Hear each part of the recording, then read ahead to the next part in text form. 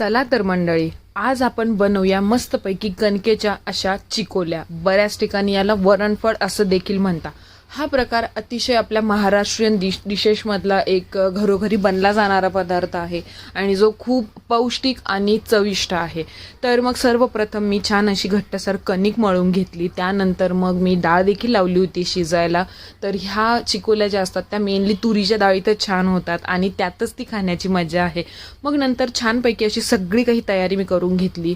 कोणते मसाले लागताय, कोणते काय काय लागतंय, जसं की लसूण, अद्रक, टोमॅटो, कांदा नव्हता टाकला, बट ठीक आहे, तुम्ही ज्याच्या त्याच्या आवडीने काही जण टाकतात. पण मग छानपैकी अशी तयारी करून घेतल्यानंतर मग मी छानपैकी याला फोडणी द्यायला घेतली. तेल एका भांड्यामध्ये, एका पातेल्यामध्ये मी तेल टाकलं, जिरे मोहरी टाकून घेतली. त्यानंतर मस्तपैकी त्यामध्ये लसूण, अद्रक, कढीपत्ता ह्या सगळ्या गोष्टी छानपणे फ्राय करून घेतल्या आणि मग जरा टोमॅटो टाकला. आणि नंतर मी त्यामध्ये जेवढे पण मी मसाले घेतले, ते मसाले म्हणजे अर्थात काहीच नाही, फक्त लाल तिखट होतं आणि गरम मसाला थोडासा होता. तर हे सगळं छान परतल्यानंतर त्यामध्ये टोमॅटो वगैरे टाकून नंतर त्यात थोडं पाणी टाकून चिंच आणि गूळ टाकली. त्यामुळे याला इतकी सुंदर अशी चव होती. अर्थात मीठ टाकायला विसरू नका.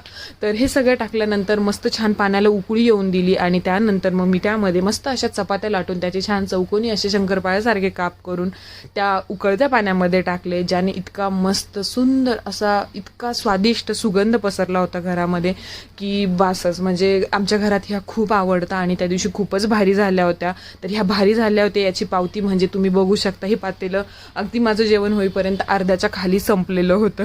तर ह्या अशा चिकोल्या खूप जास्त छान लागतात. तुम्ही नक्की ट्राय. आणि कसे झाले होते हे मला कमेंटमध्ये नक्की सांगा. Thanks for watching.